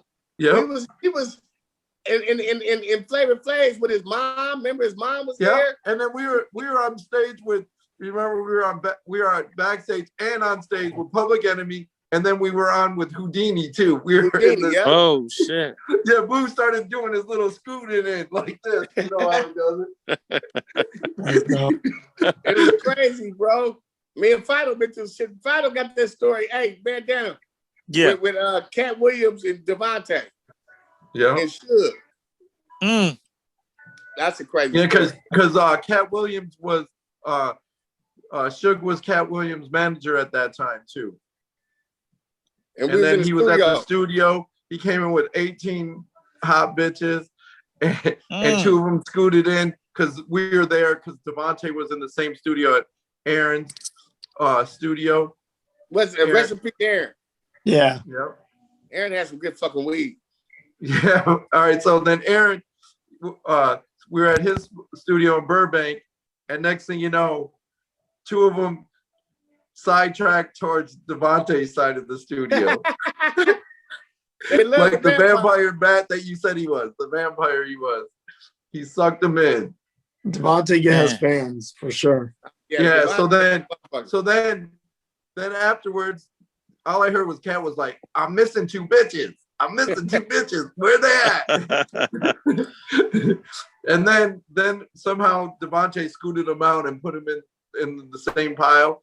And then Cat, I think he caught him when he closed the door or something, and so he got kind of mad. And then Devontae got like, "Man, why are you getting all aggravated over 2 bitches?" You know what I mean? And there were the only 2 white girls out of the whole squad. And Devontae says, "Cat, I know you don't even like white girls. You know what I mean? Why are you mad?" And Tyga was there.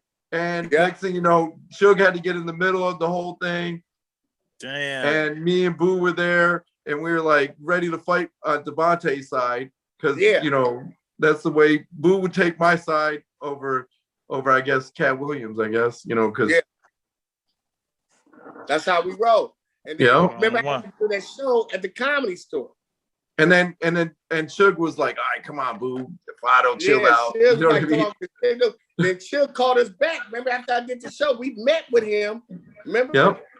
Yep. Was that night? Then we went to the we went to the Shadow Ranch. Shadow Ranch too. Yep. All that shit. Yep. We ended up we went to the Comedy Store, and then we were heckling Joe Rogan. Joe Rogan. Remember we was on his Fear Factor. We were heckling Joe Rogan. Fear Factor, Joe and Rogan. Then we were getting kicked out because Mama Dukes was there at the show and she was telling Boo to calm down. Yeah. Rest in peace. Mitzi. Yeah, Mitzi. Mitzi was there. Yeah, Mitzi Short. And Mitzi. Mitzi goes, "Boo, you need to calm down. You 2 need to, you know, let him do his show." We was heckling. And then we're outside with Suge. Then we're outside with Suge. And then we're like, me and you are just doing a show in front of everybody outside in the bar area. Remember that? We were just making everybody just laugh like crazy. And Suge was peeing his pants. And then we ended up leaving with him to the Saddle Ranch. Then that shit broke off. Then we met him over at Sunset. Yeah. That was that night. I mean, not Sunset, Santa Monica, over at that after hours bar. And then, you know, then we ended up back at the studio. I think wasn't Rome out here then? Yeah, Rome was out here too. Yeah. Y'all had that studio in Van Nuys or something, I think. Yeah. Yeah, that was crazy, man. I had a lot of fun nights, man. Fight over this LA. It's about to get better again. Boo, I'll be seeing a lot more of you. Like ASAP. Yeah, man, but listen, LA's opening up June 15th. I'm gonna definitely be in a studio doing the show. Okay. Like I said, you guys always invited, man. Come fuck with me, Bandana. Anytime y'all want to come through, man, let me land. I'm telling you, it's gonna blow up. I already got the keys here. Bandana's a lyrical dude, man. That nigga got bars. I want to hear him for sure. Where Bandana at? Bandana. Is he with us? He's going out. I don't know. Fresh out of Compton. He got Gasoline TV. He do a lot of stuff with the gangs. He be out there in the streets. Oh, I think he got disconnected. With black and the brown, the Asian, the white. You know what I'm saying? Yeah. You heard me? He do a lot of community activists. He got his show. He got a Gasoline TV. So we're gonna connect the dots. But I think you got disconnected. Since we got some nominated producers. We got Fighting F-Bomb, Boogabomb. Which Bandana was on this one? Yep, me too. What happened? No doubt. Now look, I'm gonna ask y'all, because everybody been talking about this. I need y'all, dead or alive, your top 5 MCs. Dead or alive, top 5. All right. You wanna go first, Ron? Yeah, it's definitely a hard one. We gotta do, we gotta do the Jay-Z, Nas, Rakim. No, this is what I want. I want them. We want your best. top 5, not my top 5. Oh, okay. But I want the first, second, third, fourth, fifth, in that order. Who's the first? Who's the second? Who's the third? Who's the fourth? Who's the fifth? Rome, you can't say that. About what the? Because top 5, I can tell you one of them was IceCube, Rome, because that's Cube definitely is definitely in there. That's why it's a hard Let one.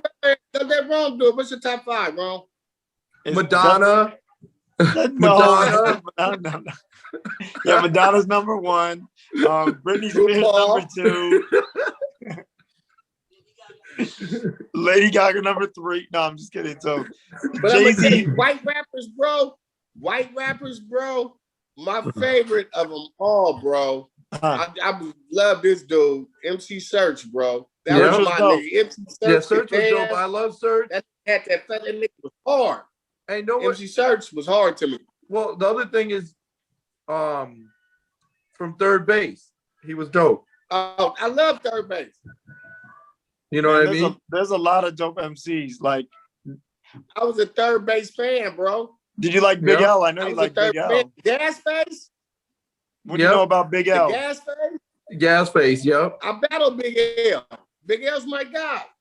Yeah. Big L's definitely in my top 20. Yeah. But my top 5, let me give it to you.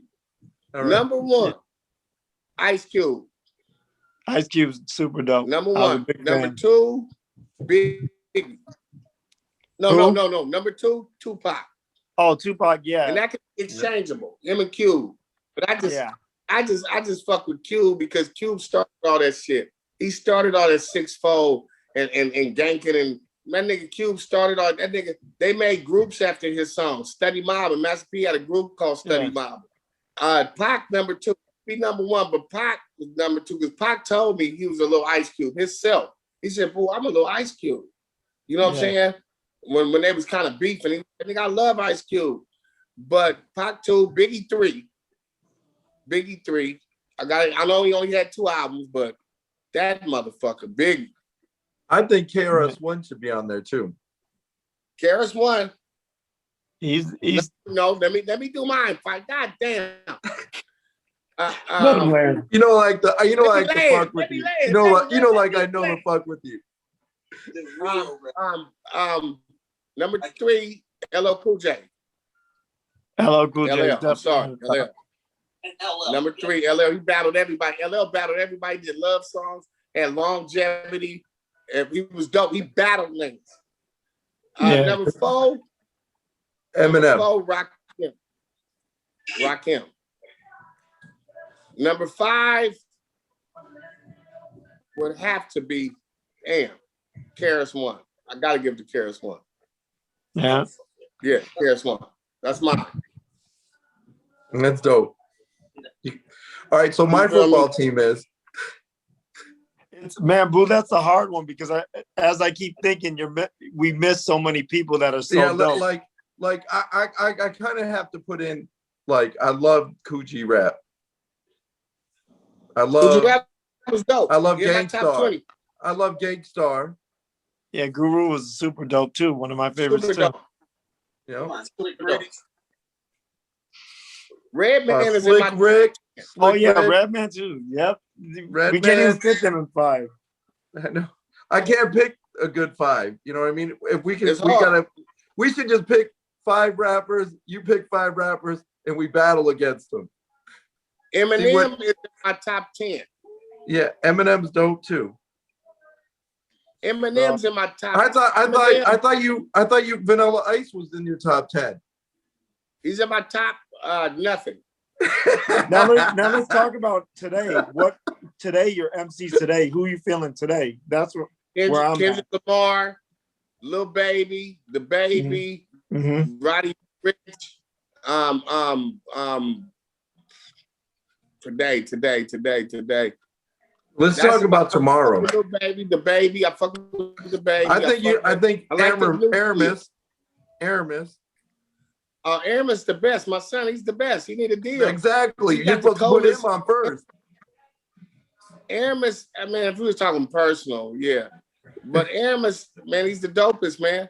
At 16, 17, he got a dope ass mixtape to take over. His song, he's way better than me at 16, 17. I couldn't fathom the how he puts his own music together. His lyrical form, he can freestyle, he sing. He's gonna be a force to reckon with, boy. He's on that shit. Like I'm telling you, if y'all we can walk his shit in somewhere and his look, he's dope. 17, teenager. He been doing it since he was 3. We're working ASAP. We're working ASAP. Oh, yeah, man. Yeah, we gotta get him because when he's gonna release. And then I hooked him up with Mike City now, and he's been doing a lot of syncs. His shit been played on the Dodgers, been played on the Houston Rockets. That's super dope. He's been getting money off syncs. Yeah, he's a dope artist. He's a dope artist. He like that gun talk. He like to talk that talk. But he's dope. So damn. Boo, what do you know about? What do you know about Griselda? About Conway, West Side Gun, and Benny the Butcher. It looked like this. Yep, Conway. From Griselda. Yep, he got Conway. shot. Yeah. He dope as fuck. I like Griselda. They dope. Man, your boy put out some hell of a shit, man. What's his name? K-Slay? We got everybody rapping. Yeah.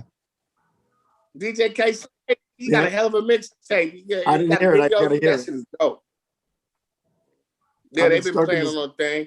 Fellas, we got about 4 more minutes. We're gonna wrap it up.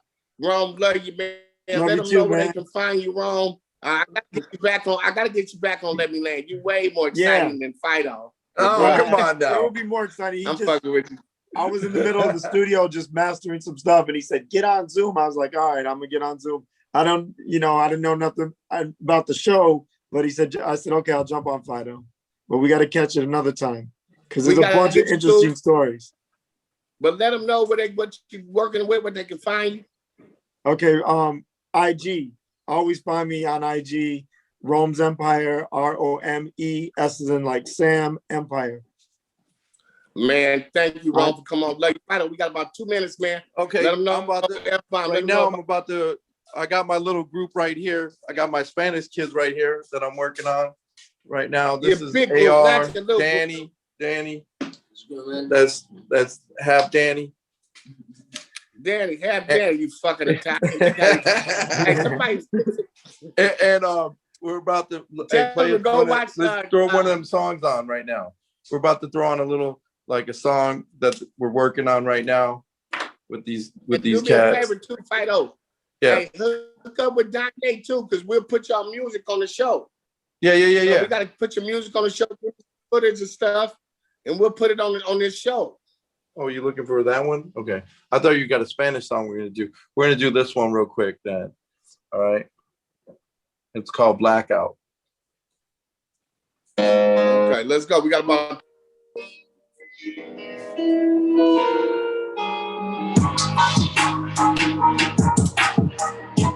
my nephew, the boy.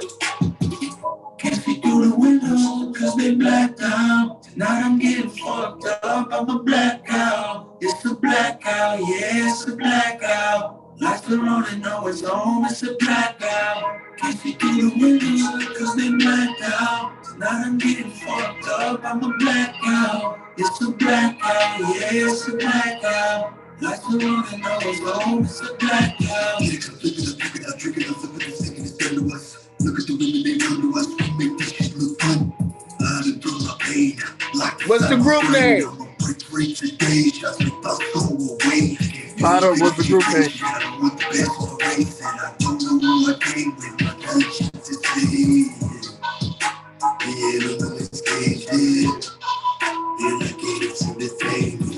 Can't see through the window cause they blacked out. Tonight I'm getting fucked up, I'm a blackout. It's a blackout, yeah, it's a blackout. Lights are on and no one's home, it's a blackout. I'm out afuera en el mercado. En percocio, el VIP copiao. Tanto copiao. That's what I'm talking about. Hey, Fido, man, TV, man, the blackout. We're gonna get back with y'all next week. The board.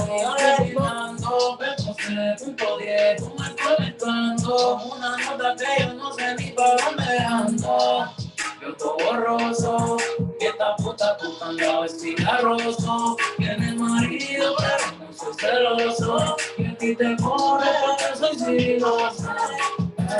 Can't see through the window cause they blacked out. Tonight I'm getting fucked up, I'm a blackout. It's a blackout, yeah, it's a blackout. Lights are on and no one's home, it's a blackout. Can't see through the window cause they blacked out. Tonight I'm getting fucked up, I'm a blackout. It's a blackout, yeah, it's a blackout. Lights are on and no one's home, it's a blackout. Yo, hey, that's